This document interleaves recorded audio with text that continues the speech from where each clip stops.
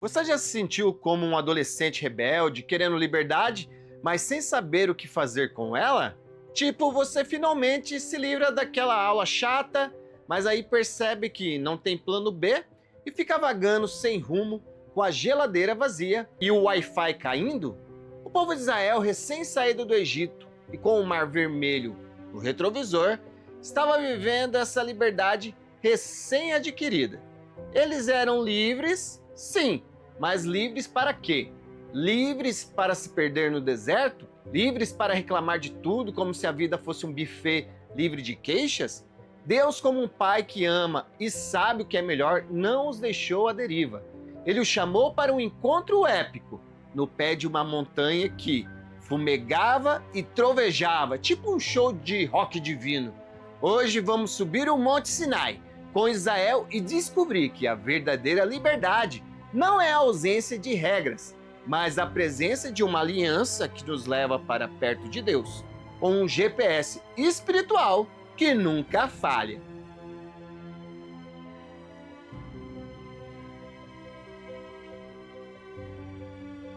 Vocês viram o que fiz aos egípcios e como levei vocês sobre asas de águia e os trouxe para perto de mim? Agora, pois, se ouvirem atentamente a minha voz e guardarem a minha aliança, vocês serão a minha propriedade peculiar dentre todos os povos, porque toda a terra é minha, e vocês serão para mim um reino de sacerdotes, uma nação santa. Êxodo 19, 4, 6. Depois de toda a emoção da Páscoa e da travessia do Mar Vermelho, para onde Deus levou os israelitas? Se você pensou para o deserto, e depois para a terra prometida, acertou na geografia, mas errou na teologia. Deus mesmo respondeu: vocês viram o que fiz aos egípcios e como levei vocês sobre asas de águia e os trouxe para perto de mim? A prioridade divina não era um destino geográfico, mas um relacionamento íntimo. Ele os levou para perto de si mesmo. É como se Deus dissesse: vocês viram o que fiz no Egito? Agora venham para perto, que o melhor ainda está por vir. E não é um all inclusive, mas é a minha presença. Deus sempre dá o primeiro passo. Quando a gente se afasta, Ele nos procura, nos chama de volta. Lembra de Adão e Eva se escondendo no Éden? Deus perguntou: onde você está? E Jesus, séculos depois, ecoou esse convite: venham a mim todos vocês que estão cansados e sobrecarregados, e eu os aliviarei. Nosso destino eterno, meu amigo, depende da nossa resposta a esse chamado. Eles chegaram ao Monte Sinai, um lugar que se tornaria o palco de um dos maiores encontros da história.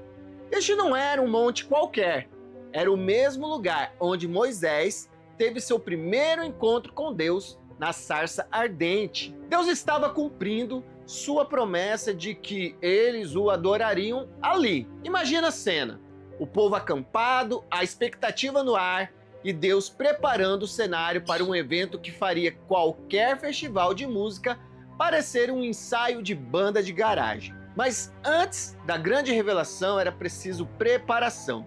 Deus deu instruções claras: o povo deveria se purificar, lavar as roupas e estabelecer limites ao redor do monte. A santidade de Deus não é brincadeira, e Ele não aceita bagunça. A montanha tremia com trovões, relâmpagos e um som de trombeta tão forte que todos tremeram de medo. Era o cenário perfeito para a entrega das 10 palavras, as cláusulas da aliança que definiriam o relacionamento entre Deus a seu povo.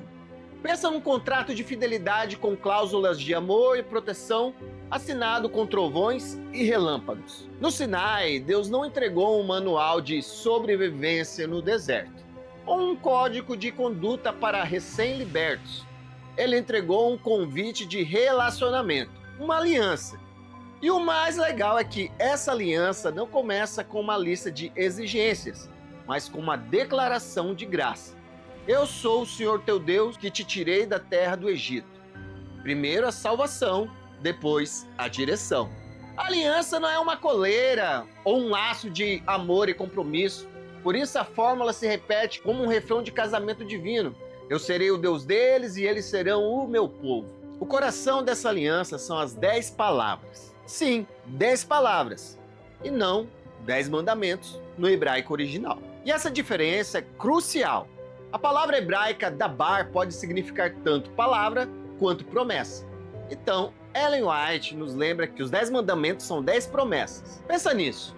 Deus não está só mandando, Ele está prometendo nos capacitar a viver de acordo com o seu caráter. Essas 10 palavras organizam a vida em duas direções principais: amar a Deus e amar o próximo. Nos 4 primeiros mandamentos, aprendemos a dar a Deus o primeiro lugar, rejeitar ídolos, honrar seu nome e santificar o sábado. Nos 6 seguintes, aprendemos a honrar pai e mãe e a proteger vida, casamento, propriedade, reputação e coração. Ao céu dizendo: aqui está a forma de viver livre sem voltar ao Egito, com um manual de instruções que funciona de verdade. A cena da entrega mostrou a santidade divina. Limite no monte, roupas lavadas, trovões, relâmpagos e uma trombeta que fazia tremer até os mais valentes. Deus estava ensinando reverência.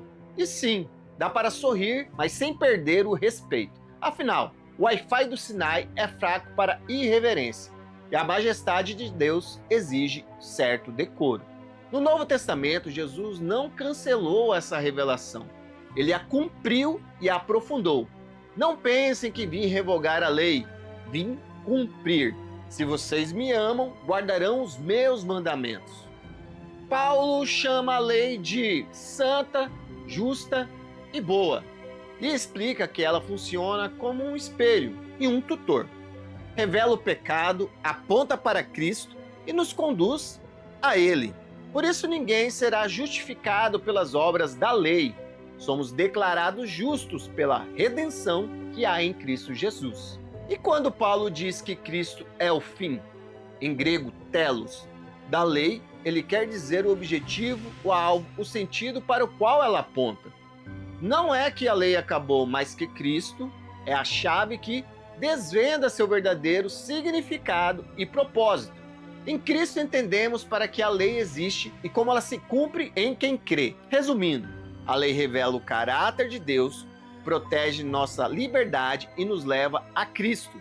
Graça e obediência não brigam, dançam juntas em perfeita harmonia como um casal que se ama de verdade. Vivemos em um mundo que prega a liberdade sem limites, onde regras são sinônimo de prisão, mas a história do Sinai nos mostra que a verdadeira liberdade vem de um relacionamento com Deus, mediado por sua lei. Sem a lei a gente se perde, se machuca e machuca os outros. A lei de Deus não é um fardo, mas um mapa para a vida plena. Ela revela o caráter de Deus, santo, justo e bom. É como uma cerca que nos protege de perigos e uma placa de sinalização que aponta para Jesus.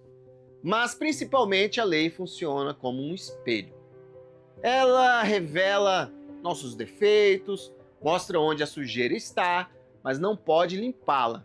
Tentar ser justificado pela lei é como olhar para o espelho esperando que ele por si só faça a maquiagem ou remova a mancha de café da sua camisa. Não vai rolar. É por isso que a salvação é pela fé e não pelas obras da lei. A lei nos mostra que precisamos de um Salvador. Ela nos leva a Cristo, que perdoa nossos pecados e transforma a nossa vida. E quando Ele nos limpa, nos dá o poder para viver de acordo com essa lei. Não por obrigação, mas por amor e gratidão. Lembre-se, os mandamentos são 10 promessas. Promessas de que Deus nos capacitará a obedecer por amor. Você tem visto a lei de Deus como um peso ou como um presente? Tem buscado a liberdade que só a obediência por amor pode dar, impulsionada pela graça de Cristo? O Sinai não foi apenas sobre regras, foi sobre relacionamento. Deus queria um povo que o conhecesse, o amasse e vivesse de acordo com seu caráter. Ele nos chama para perto de si, nos oferece uma aliança de amor e nos capacita a viver uma vida que reflete sua santidade. E você? Sua vida reflete a aliança que Deus quer ter com você? Você tem aceitado o convite para se aproximar dele e viver a verdadeira liberdade que sua lei impulsionada pelo amor oferece? Se essa mensagem te ajudou a ver a lei de Deus com outros olhos, como um presente e uma promessa de liberdade, compartilhe este vídeo com alguém que precisa entender a verdadeira liberdade em Cristo. Curta, inscreva-se no canal e comente abaixo. Como a lei de Deus tem sido um guia para a sua liberdade e um reflexo de amor dele na sua vida?